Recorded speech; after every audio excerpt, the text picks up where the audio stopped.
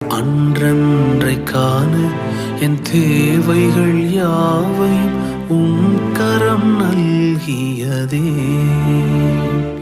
நீர் நடத்திடும் விதங்களை சொல்ல பூரண வார்த்தையே இல்லை.